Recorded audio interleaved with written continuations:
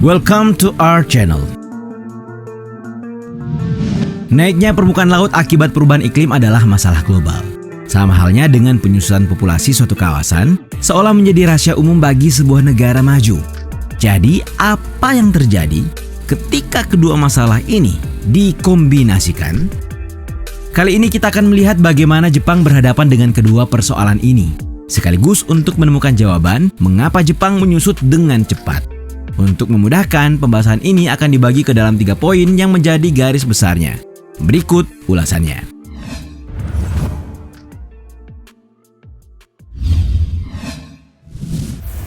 Geografis. Jepang habis-habisan dalam melindungi pulau-pulau di perbatasan terluar. Sayangnya, sekuat apapun diplomasi dilakukan, naiknya permukaan air laut membuat negara tersebut harus belajar menerima kenyataan. Sebagaimana diketahui, beberapa pulau menghilang dari permukaan laut Jepang beberapa tahun terakhir. Esambe Hanakita Kojima misalnya, baru dinamakan pada tahun 2014, namun sudah menghilang pada tahun 2018 awal. Pulau yang tingginya hanya 1,4 meter di atas permukaan laut tersebut diyakini tergerus oleh ganasnya perairan utara yang dingin dan membeku. Nasib serupa juga terjadi pada Suzume Kitakojima yang tercantum pada peta buatan tahun 1985, namun kini sudah menghilang. Guru Besar Hubungan Internasional di Universitas Sofia Tokyo Akitoshi Miyashita menyebut bahwa nilai ekonomi pulau-pulau kecil ini sangat terbatas. Kendati demikian, nilai politisnya sangat tinggi bagi pemerintah dan kaum nasionalis karena pulau-pulau yang dimaksud ikut mendefinisikan sebuah negeri kepulauan. Kepada Deutsche Welle, ia mengatakan bahwa pemerintah tidak mampu berkompromi kalau sudah menyangkut wilayah kedaulatan Jepang. Makanya, niat Jepang untuk melindungi klaim teritorial atas pulau-pulau di wilayah terluar perbatasan tidak pernah surut. Bisa dilihat dari kampanye diplomasi yang terus dilancarkan Tokyo terhadap sejumlah negara saat ini. Dengan Rusia, Jepang menuntut pengembalian kedaulatan atas Pulau Sakhalin dan Kepulauan Kuril. Sementara kepada Korea Selatan, Tokyo menuntut penarikan mundur unit kepolisian dari Karang Lion Court yang terletak di antara kedua negara. Jepang juga bersih tegang dengan Tiongkok dan Taiwan soal Kepulauan Senkaku. Tapi sekali lagi, kenaikan permukaan air laut yang terlanjur menenggelamkan sejumlah karang atau pulau kecil yang menjadi patokan geografis tidak terhindarkan.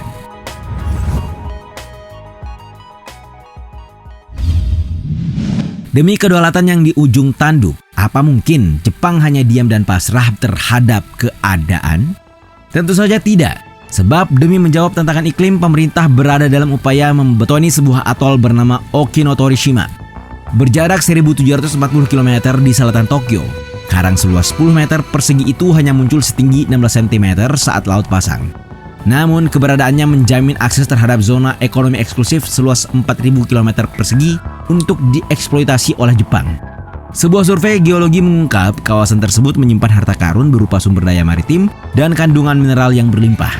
Masalahnya, Tiongkok, Korea Selatan, dan Taiwan mengecam klaim tersebut. Mereka berdalih bahwa Konvensi Hukum Laut PBB mencantumkan batuan atau karang yang tidak bisa menopang kehidupan manusia atau ekonomi secara mandiri tidak memiliki zona ekonomi eksklusif. Robert Dejerick, Guru Besar Hubungan Internasional di Temple University pun berpendapat bahwa isu ini rumit. Bagaimana tidak, bukankah kisru ini akan padam ketika permukaan air laut naik? Seperti yang telah diprediksi, atol tersebut sepenuhnya akan terendam laut pada akhirnya.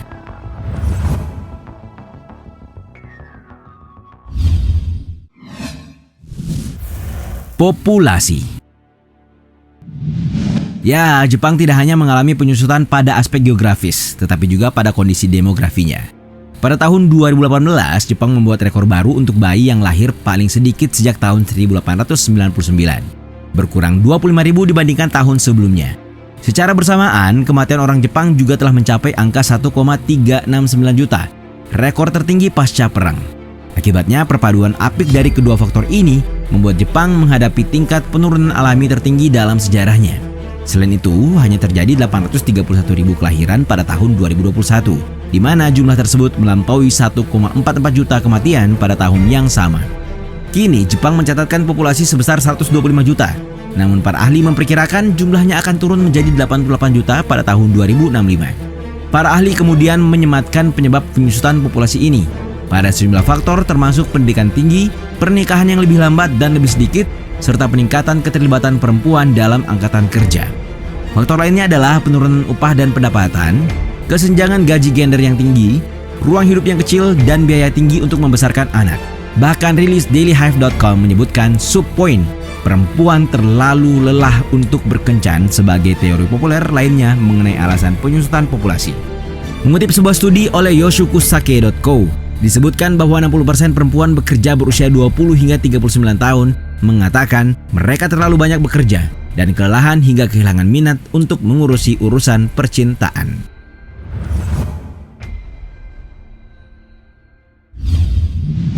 Tapi tahukah kalian, sebenarnya bisa saja peningkatan pesat proporsi lansia Jepang menjadi masalah yang lebih besar. Sebab berdasarkan data, sepertiga penduduk Jepang berusia di atas 60 tahun dan 12,5% lainnya di atas 75 tahun. Populasi usia kerja mencapai puncaknya pada tahun 1997 dan dengan satu ukuran sudah 9,7 juta orang lebih sedikit daripada saat itu. Jika sudah begini, apakah imigrasi bisa menjadi solusi? Pada kenyataannya Jepang memiliki reputasi tertutup bagi orang luar. Namun sebuah undang-undang yang disahkan pada tahun 2018 secara resmi telah membuka negara itu bagi pekerja tidak terampil untuk pertama kalinya dalam sejarah Jepang. Mengatasi populasi menurun dengan imigrasi. Bukankah ini kabar baik untuk kalian yang memimpikan tinggal dan menjadi bagian dari negara ini?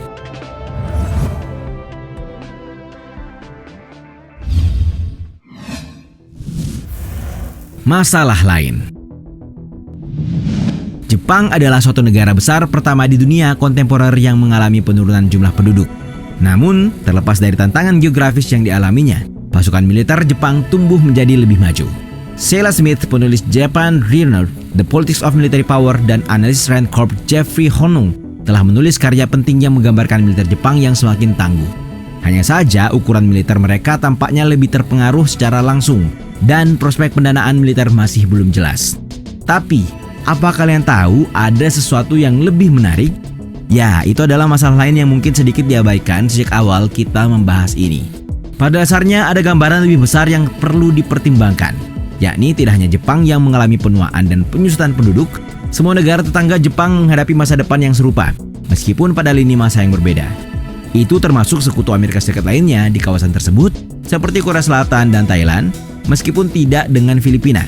Selain itu ada mitra keamanan lainnya bagi Jepang dan Amerika Serikat, yakni Singapura, Taiwan, dan Vietnam. Begitupun dengan Tiongkok, Korea Utara, dan Rusia. Jumlah penduduk usia kerja di Tiongkok, Korea Selatan, dan Taiwan sudah menyusut. Dengan total jumlah penduduk mereka diproyeksikan menurun pada dekade ini. Singkatnya, akan ada lanskap keamanan regional yang berubah sebagai akibat dari perubahan demografis di Indo-Pasifik dalam beberapa tahun mendatang. Karena itu, ahli strategi militer Jepang dan Amerika Serikat perlu untuk lebih memusatkan perhatian demi menghadapi hal ini. Dampak perubahan demografis terhadap keamanan nasional bergantung pada sejumlah faktor. Ini termasuk sifat dari ancaman keamanan spesifik yang dihadapi setiap negara, di mana beberapa ancaman dapat lebih siap diatasi dengan alternatif yang tidak terlalu padat karya. Ketersediaan solusi teknologi dan apakah sistem politik dan sosial bersedia dan mampu mengadopsinya atau pilihan lain juga merupakan variabel yang besar. Demografi bukanlah takdir, tapi lebih perlu diperhitungkan daripada yang telah dilakukan hingga saat ini. Terkhusus Jepang dan di tempat lain pada kawasan yang sama. Alasan mengapa Jepang menyusut dengan cepat baik dari sisi geografis dan populasi telah dijawab. Begitupun dengan masalah lain yang membuktikan bahwa Jepang adalah contoh paling nyata untuk kemudian diikuti negara lainnya di kemudian hari. Bagaimana pendapat kalian mengenai fenomena ini? Dan bagaimana kalian memprediksinya dalam jangka panjang?